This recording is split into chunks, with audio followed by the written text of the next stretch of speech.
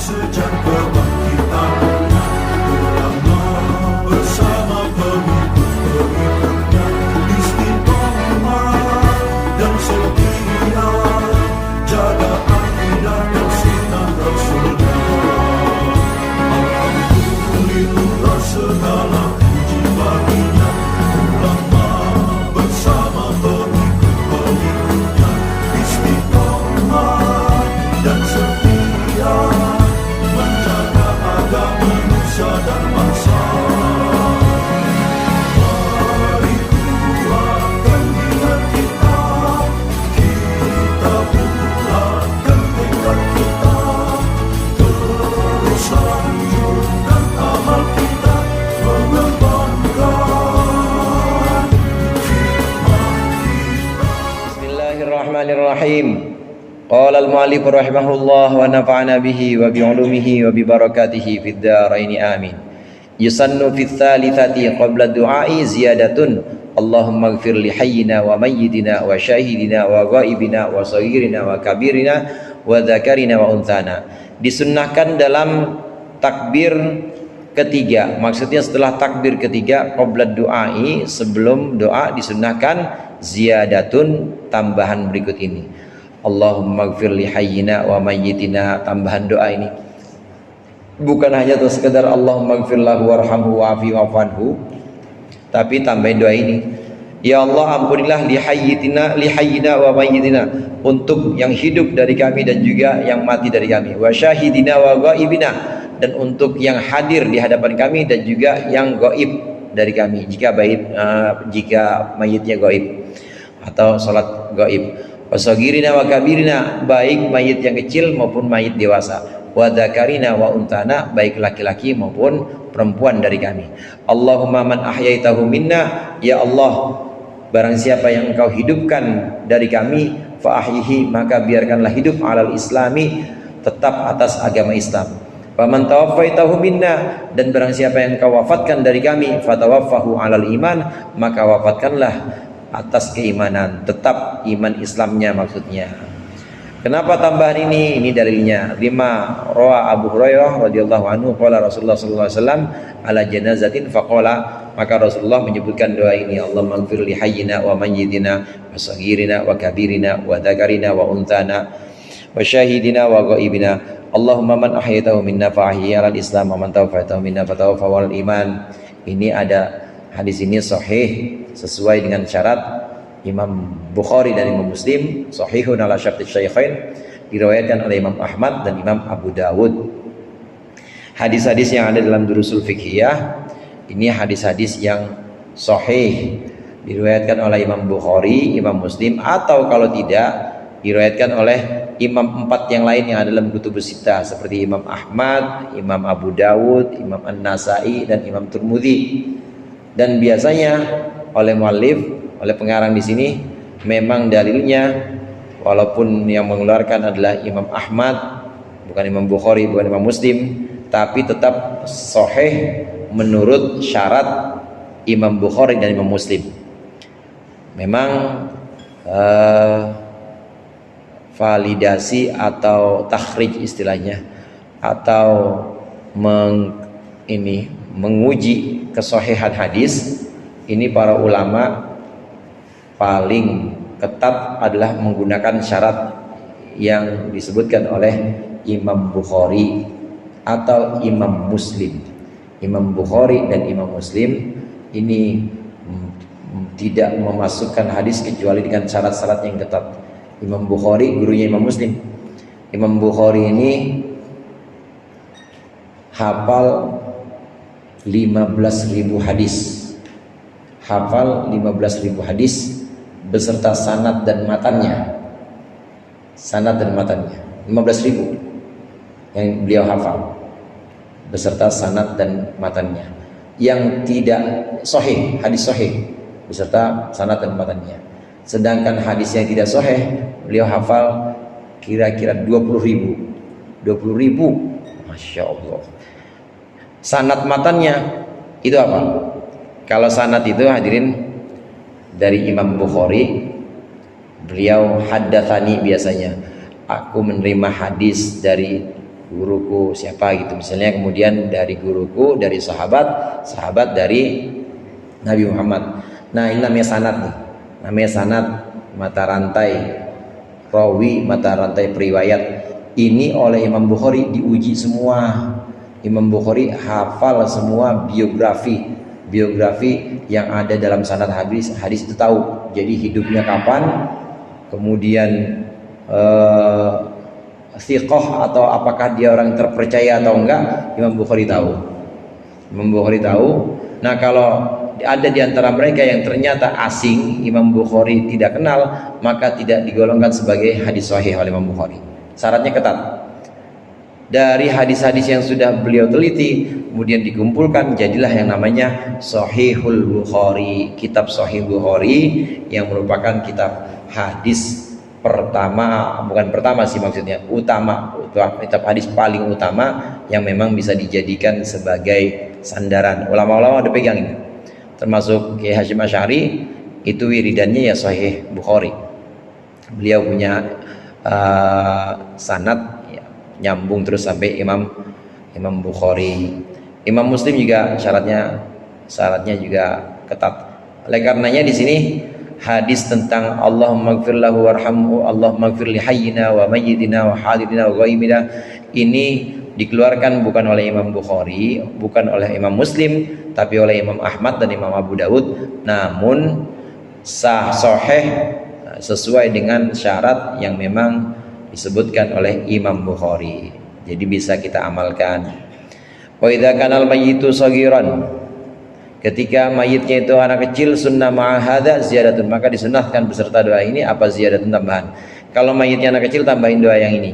Allahumma ij'alhu faratan li abawaihi wa salafan wa dhakhran wa salafan wa dhukhran wa idatan wa atibaran wa syafi'an. Ya Allah, jadikanlah ini sebagai tabungan untuk kedua orang tuanya, ibu bapaknya, dan juga pendahulu, dan juga sebagai simpanan, serta sebagai nasihat dan juga pelajaran, serta sebagai orang yang memberikan syafaat untuk kedua orang tuanya. Wa taqil mawazinahuma, dan ya Allah, beratkanlah timbangan kedua orang tuanya. Wa afriqis sabra ala qulubihima, dan berikanlah kesabaran, penuhilah kesabaran di hati kedua orang tuanya kalau yang meninggal anak kecil. Wala taftinhuma ba'dahu, dan janganlah engkau uji kedua orang tuanya setelah kematian anak ini. Wala tahrimhuma ajrahu, dan janganlah engkau halangi kedua orang tuanya ajrahu, dari pahalanya anak ini. 5 rawa Mughirah bin Syu'bah, as-sittu yusalla alaihi wa yud'a liwalidayhi bil afiyati. Karena hadis ini, as-sittu, bayi yang gugur atau bayi yang keguguran, yusalla alaihi wa yud'a liwalidayhi bil afiyati war rahmati, itu disalatkan, wa yud'a liwalidayhi, dan juga kedua orang tuanya didoakan bil afiyati war rahmati, untuk mendapatkan keafiatan, keselamatan, warahmati, dan juga mendapatkan rahmat. Kalau yang meninggalnya anak kecil, selesai takbir ketiga, Allahu Akbar. Saya ulang lagi, takbir pertama Allahu Akbar, Bismillahirrahmanirrahim, Alhamdulillahirabbil alamin, selesai sampai Fatihah, nggak usah iftidah, Allahu Akbar, salawat, Allahumma sholli ala sayyidina Muhammad wa ala ali sayyidina Muhammad. Takbir ketiga, Allahu Akbar, Allahumma ighfir lahu warhamhu wa'afi wa'anhu. Tambahin lagi doa, Allahumma ighfir li hayyina wa mayyitina wa hadirina wa ghaibina wa dzakarina wa unthana wa saghirina wa kabirina. Allahumma man ahyaitahu fa ahyi al-islam wa man tawaffahu fa tawaffahu iman. Kalau anak kecil, tambahin lagi doanya, Allahumma ij'alhu faratan li abawaihi wa salafan wa dhukhran wa hidatan wa itibaran wa syifaan Allah wa taqil mawazinahuma wa afriqi sabra, dan seterusnya. Ini tambahin kalau untuk anak kecil. Selesai itu baru Allahu Akbar, takbir keempat, salam. Setelah takbir keempat ini boleh langsung salam. Boleh juga disunnahkan ini baca doa lagi, Allahumma la tahrimna ajrahu wa la taftinna ba'dahu waghfir lana wa lahu, tambah Rabbana atina fid dunya hasanah wa fil akhirati hasanah wa qina adzabannar. Assalamualaikum warahmatullahi wabarakatuh. Assalamualaikum warahmatullahi wabarakatuh. Selesai.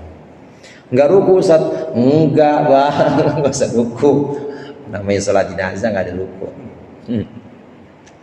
Sholat jenazah itu tidak pakai ruku. Kenapa? Karena kalau ruku mayitnya nggak kelihatan. Ya. Kalau sujud apa lagi?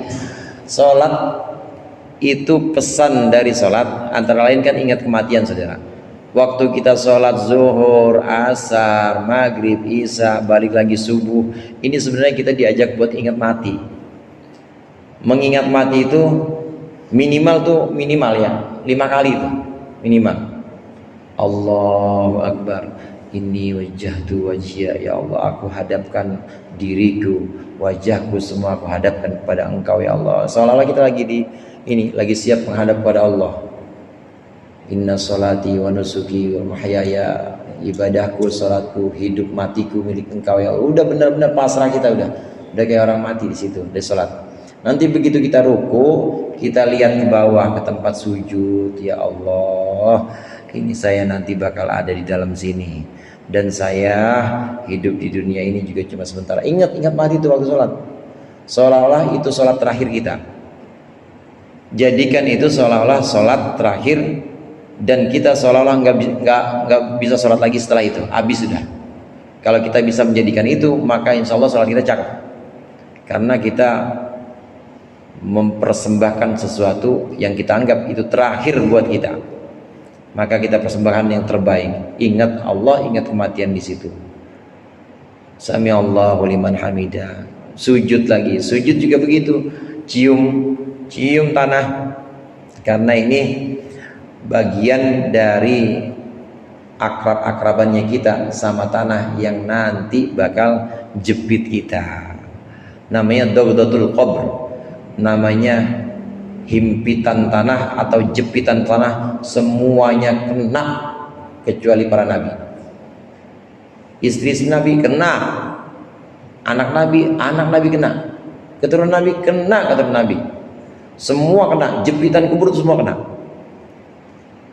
Nah, kita diajak untuk mengakrabi tanah ini. Kenapa? Supaya nanti kalau jepit pelan-pelan ya tanah, jangan kenceng-kenceng. Kan tiap hari saya ciumin kamu, tiap hari kan saya cium. Sehari berapa kali kita tuh? 34 ya, sehari 34 kali kita cium itu tanah. Lama-lama tanah akrab juga. Ini orang yang dulu cium gua terus nih, gua pengen jepit tapi pelan-pelan. Saya jepit, tapi jepitnya seperti jepitan atau pelukan ibu kepada anak-anaknya yang udah lama nggak ketemu. Ada ibu yang ketemu anak udah lama nggak ketemu, nyekek ada nggak?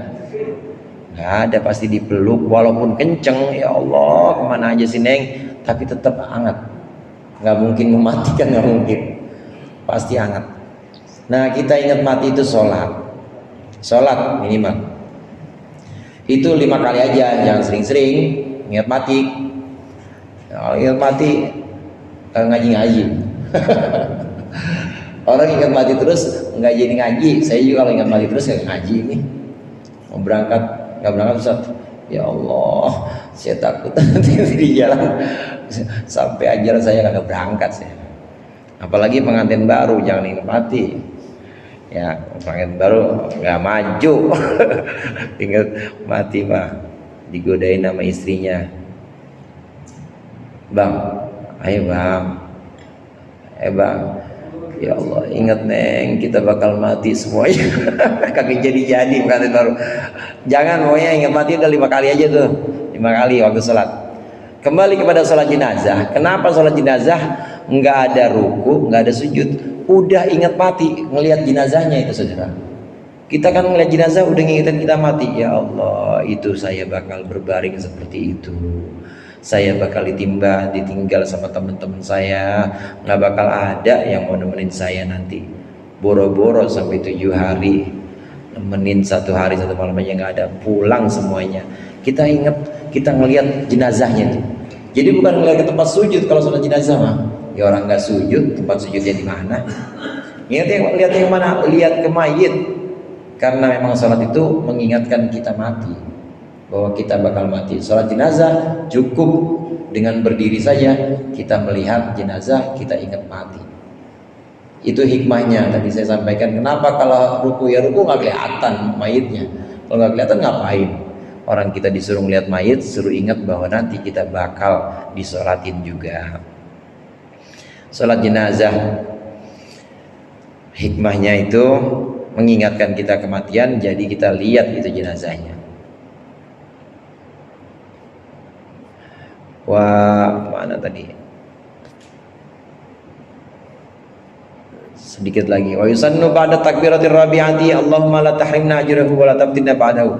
Disunnahkan setelah takbir yang keempat, jangan langsung salam, walaupun boleh habis takbir keempat Allahu Akbar, Assalamualaikum warahmatullahi wabarakatuh, boleh langsung Assalamualaikum warahmatullahi, tapi disunahkan tambah ini, Allahumma la tahrimna ajrahu wa la tabtinna ba'dahu. Ya Allah, la tahrimna ajrahu, janganlah engkau halangi kami dari ganjarannya. Maksudnya kalau mayit ini punya pahala atau ganjaran ibadah, kami juga pengen kayak dia, maksudnya. Wala taftinna ba'dahu, jangan engkau fitnah, jangan engkau coba kami setelahnya.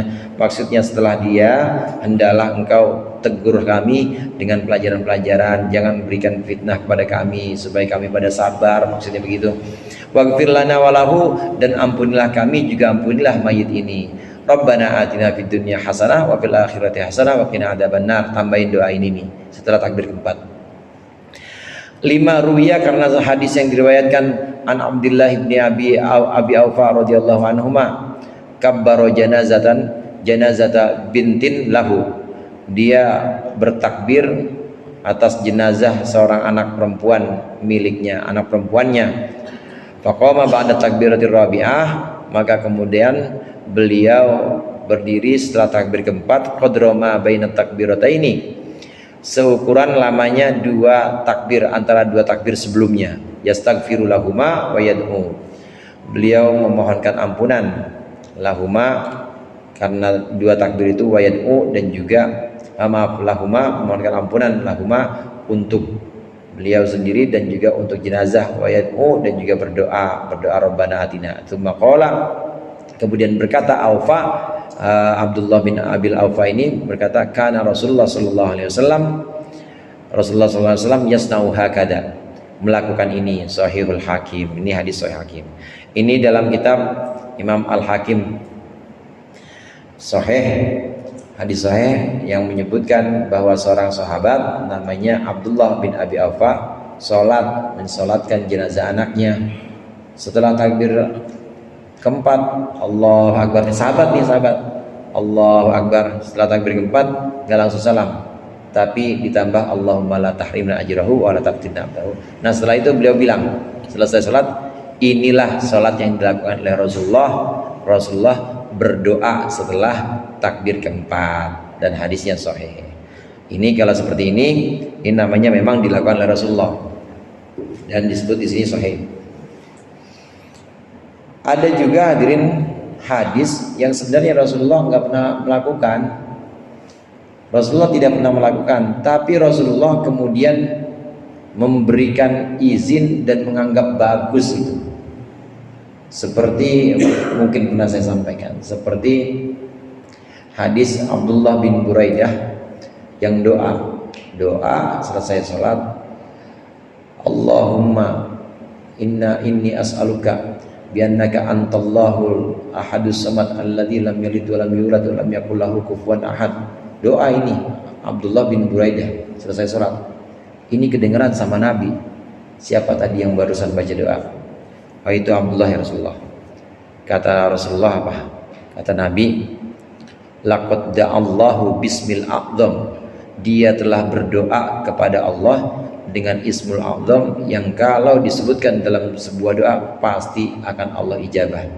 Artinya ini bisa kita ambil satu ada 2 di sini, ada 2 poin. Poin pertama bahwa memang ada ismul a'zam dalam Al-Ikhlas, surat Al-Ikhlas.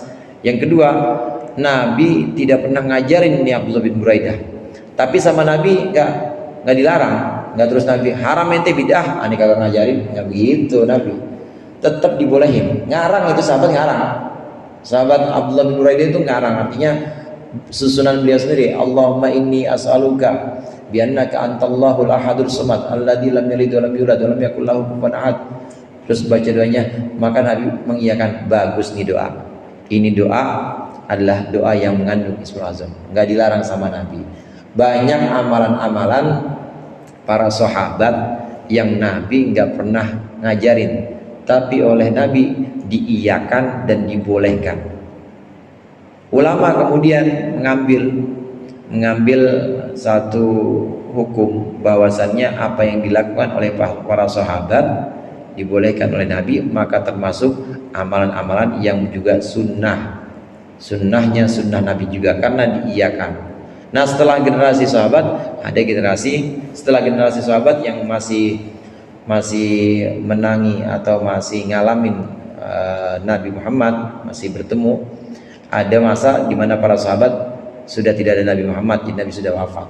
Sahabat jadi guru-gurunya, muridnya namanya tabi'in. Ada amalan-amalan lagi yang memang diciptakan oleh sahabat lain, Nabi udah nggak ada. Jadi gimana lisensinya, gimana boleh enggaknya? Orang Nabi udah nggak ada, sahabat-sahabat yang lain diem. Artinya tidak ada yang protes dan tidak ada yang melarang, maka sepakat boleh semua. Itu namanya ijma. Oleh ulama boleh diamalin. Terus masa setelah sahabat tabi'in juga begitu. Selama tidak ada yang melarang dan selama tidak ada yang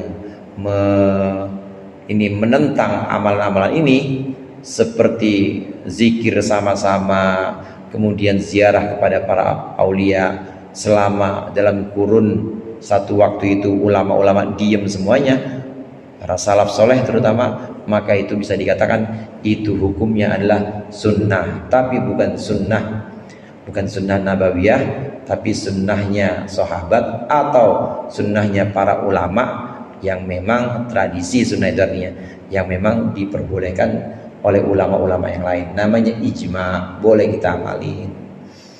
Nah, orang yang sering bilang bid'ah, yang sering bilang dolalah, belum sampai situ ngajinya.